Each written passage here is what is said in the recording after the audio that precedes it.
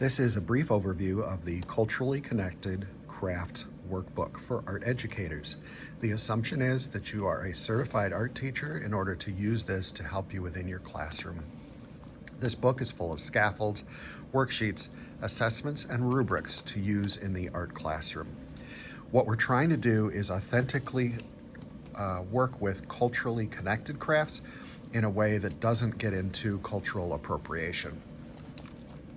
The book does come with rights to make copies for all of your students, so as soon as you purchase your copy, you go ahead and sign it, and then you can make copies for all of your students. We've got our introduction here, and some information about why do we even bother learning about crafts in an art classroom, divergent versus convergent explorations.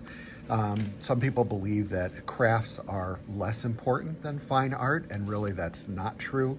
And there are times when creating singular pieces are very, very important to a culture and to its traditions, and we explore why in the book and create some arguments there that students could use for an essay if needed to be.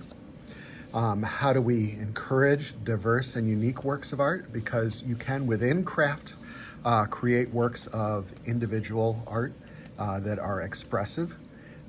So we give you 7 ways to do that. We have some resources, though in the book they're black and white to save you money. There is, in every resource, we have color versions of them that can be downloaded by going to the URL that we put on the page. We start off with some help for you to figure out what is your population in your classroom, because even though getting like if you wanted to explore Native American crafts, getting a Native American artist to come and visit you is certainly the best way to do it. It is not the easiest thing that we can do as teachers. We maybe not even have the budget or even have those people near us. So what we would do is use this to kind of figure out what is our population, and then have students focus on their own cultural background to research and make presentations. So that way it is more authentic to who is in your classroom.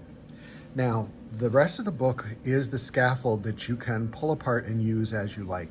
I actually would encourage you to cut the binding of the book, use a 3-hole punch and put this into a binder, and you can combine pages to create packets for your students.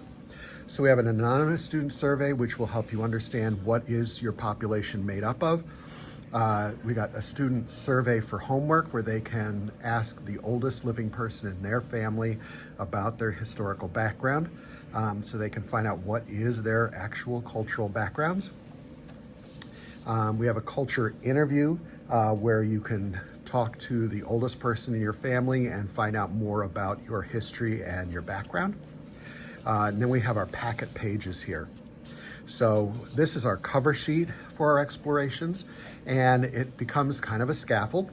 So the culture I'm making a connection to is blank. If you are not a member of this culture, strive to use primary resources in your research. I will be creating blank. It will be artistically connected to this culture because, and then we fill that out. And then we have our introduction date, our planning is complete, and then the deadline for the particular project. And then this gets filled out, the content packet. So you pull the pages that you want to use, and they can be listed here by the students, and they can check them off as they get particular units done. 3 challenges I might encounter, 3 resources I can use to help me succeed. This box section is for the teacher to fill out. So we might be working at a different pace, every student in your class. So what you would do is, as you walk around, if your student appears to be about 20% complete, you would initial on the 20% line. If they're halfway done, on the 50% line, and you have room to make little notes. However, if you go around and maybe the next day the student is still on 20%, then you can have a conversation with that student and find out what is going wrong, what is holding them back. Is it that they're on their cell phone, or is it that they need some additional resources? So we actually have a project rubric, which is broken down into the exploration requirements, the process, the research, and the documentation, time and management, detail, complexity, craftsmanship, and care, and then cultural authenticity and personal connections. So in general, if students are meeting the expectations, they can earn that 90, which is really what they want. Every student wants to get an A. And in the 100% column, they have to write in how did they exceed expectations in that particular part of the rubric. Then we have different kinds of research pages that the students can use as scaffolds. So research on the blank culture, list 5 interesting important facts about the culture. What are some animals related to your culture? What are some flowers and plants related to your culture? Symbols related to your culture. And then a different one, cultural craft collection. How many examples of these can you find? Can you find a weaving from that culture, a puppet, a costume, a carving, pottery, a mask, a kite, an instrument, a toy, jewelry, textiles, or something else? Like if it's Japan, maybe you would be able to put origami in here. Cultural craft research. So these are the main types of international crafts. And then we have a blank in case there's something specific to that culture. Find 4 famous examples, and then we put that in here. What do all of these have in common? What specific tools, techniques come from this work? Cultural crafts in general are decorative, but often have deeper cultural meanings, connections that people should be aware of. What more should we know about this cultural craft? What could I create? So number 1 is probably going to be what the student makes, but then they have 2 backup plans in case that fails. More cultural research pages, different things that they can kind of dive into depending on how you want to focus your craft particular project. Craft research group activity, culture mashup, creating something that's maybe from 2 of your personal cultures. Like I happen to have some Swedish and Irish background. Maybe I would create some work of art based on those 2 cultures coming together. Art and culture mashup, 4 famous examples. And then again, we have the scaffold to help students kind of organize their thoughts and then create sketches that work along with that. Then we have some specific projects like culture collages. And again, we have more information in URLs that are going to be available to you. An idiom project, which is a lot of fun. And then we have reflection and critique pages. So we have a mid-project peer review. A mid-project peer review that is very short. So if you only have a 40-minute class, then maybe they use the short form. If you have a 90-minute class, then they can use the longer form. Project reflections that can be done after the project is complete and have students reflect on what it is that they created. And then a formal critique, which is divided into describe, analyze, interpret, and evaluate. And then we have several kinds of assessments in the back where they can research about ancient cultures, create a research paper, maybe create a project. We have different kinds of rubrics that can be used in those projects. A reflection essay that could be done, and again, a rubric for that.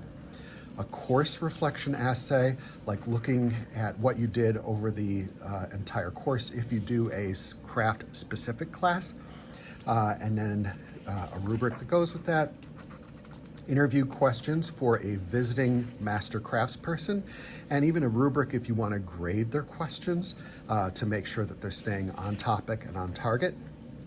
Master craftsman visit reflection. So after the person has been there, what do they remember from that visit, or what can they answer about that? And again, the reflection answers rubric if you want to use that. And then we have additional resources in the back of the book. So a short list of crafts, an annotated map. The idea is that maybe you want to print out a large map, and we have some links that you can do that. And then you could put a flag on the map of all of the cultures that you've covered, or all the cultures that are represented in your classroom. We have video note pages in case you want to do short videos with your students, or if you want to do long form videos with your students, and these can be graded.